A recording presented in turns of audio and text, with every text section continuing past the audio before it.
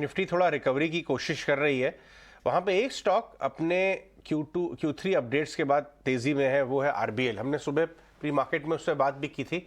खुश का ये व्यू था शायद कि इसको टच नहीं किया जाए, लेकिन स्टॉक जो है अभी डेज हाई की तरफ जा रहा है, करीब 5 रुपये ऊपर है।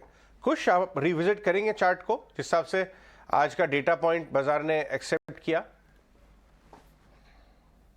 जी हाँ अजय, देखिए स्टॉक में डेफिनेटली आज मोमेंटम है जो कल का फॉल आया था उसके बाद। लेकिन मेरे लिए अब भी जो क्रूशियल लेवल है वो 188 का है, जो पिछले 2 दिन से स्टॉक नहीं क्रॉस कर पाया। इनफैक्ट जो उसका हाई था वो 188 187 के जो जोन है इसी के आसपास का था।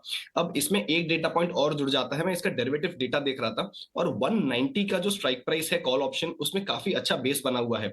तो जब तक ये लेवल्स नहीं टेकआउट होते इसमें फ्रेश बाइंग में अब भी नहीं सजेस्ट करूंगा। दैट इज नॉट टू से कि स्टॉक का जो अप ट्रेंड है ये फिनिश हो गया है या यहाँ पे और तेजी नहीं आएगी।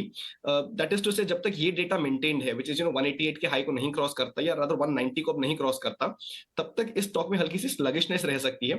And that is warranted as well, because अगर मैं देखूं तो अक्टूबर स्टार्ट से 110 के लेवल से ये स्टॉक चल के 190 के 180 के लेवल तक आया है। तो कहीं ना कहीं थोड़ा सा पॉज बनता है। May be this is the time right now for that pause. तो 190 के लेवल्स जब तक नहीं क्रॉस होते मेरे लिए फिलहाल फ्रेश बाइंग यहाँ पे रिस्क रिवॉर्ड रेशियो के हिसाब से भी फेवरेबल नहीं रहेगी। देखिए बजाज फाइनेंस में क्या हो रहा है, जैसा कि हम बात कर रहे थे सुबह, कि एक बड़े गैप अप के बाद अटेम्प्ट की रिकवरी की, लेकिन फेल्ड अटेम्प्ट रहा। लोन एब्सोल्यूट टर्म्स में भले ही ऑल टाइम हाई हो, लेकिन लोन ग्रोथ लगता है लोगों को कि मॉडरेट हो रही है, और शायद 5% जो आया है वो 2% लोअर है उनके बाजार के एस्टिमेट के हिसाब से। 6% का भयंकर गिरावट। क्या ये बजाज फाइनेंस जैसी फ्रेंचाइजी अगर पूरे फेस्टिव सीजन में भी बहुत धमाकेदार ग्रोथ ना कर पाई, तो क्या ये बहुत ग्रेजुअली एक मॉडरेट ग्रोथ एनवायरनमेंट में जा रही है? ये कंपनी बहुत हाई ग्रोथ और बहुत सुपीरियर वैल्यूएशन इसलिए कमांड करती थी क्योंकि ये इंडस्ट्री से प्रीमियम ग्रोथ क्लॉक करती थी। अगर ये इंडस्ट्री की इनलाइन ग्रोथ करेगी क्लॉक, तो क्या ये फियर है? और हो सकता है इस वजह से स्टॉक जो है एक लोअर बैंड में जाके सेटल हो जाए, या आप उसकी कमेंट्री वेट करना चाहेंगे जब रिजल्ट आएगा तब? तो अजय जी, जब मैंने मेरे ओपनिंग रिमार्क्स दिए थे बजाज फाइनेंस पे, आई थिंक ये सारे पॉइंट्स मैंने स्पष्ट तरीके से कहे थे ये कि इसका जो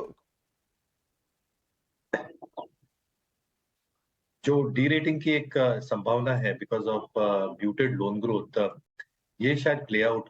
वैल्यूएशंस कोविड काल से पहले इसलिए मिल रहे थे because they were out performing on all aspects, out performing quarter on their own performance, out performing the industry by huge margin.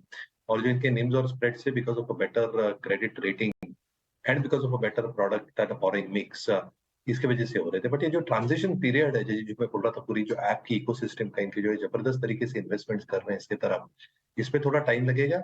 और जो दूसरी दिक्कत है, अगर slow down fear genuinely play out होते हैं, तो जो रूरल और सेमी अर्बन एरियाज है जो सबसे बड़े ग्रोथ ड्राइवर्स है बजाज फाइनेंस के लिए, वहां पे थोड़ा स्लो डाउन डेफिनेटली विटनेस करने देखने मिलेगा। इसलिए आई थिंक जो कंपैरेटिव पीयर एनालिसिस है स्टैक करके और खुद के परफॉर्मेंस पे भी थोड़ी डी रेटिंग की बिल्कुल मुमकिन चांसेस है, probability looking at Q3 number. इसलिए मैं बार बार यही कह रहा हूँ, आई थिंक वेट करें Q3 नंबर्स का, जल्दबाजी ना करें even with this fall. Let's see how the numbers come out, ecosystem कैसे प्ले आउट हो रही है, और तब तक कैसे मैक्रोज और माइक्रोज बिल्टअप हो रहे हैं। बट कहीं ना कहीं हमें लगता है एक रेंज में, एक ब्रॉड रेंज में स्टॉक फंसा हुआ रहेगा for some time to come.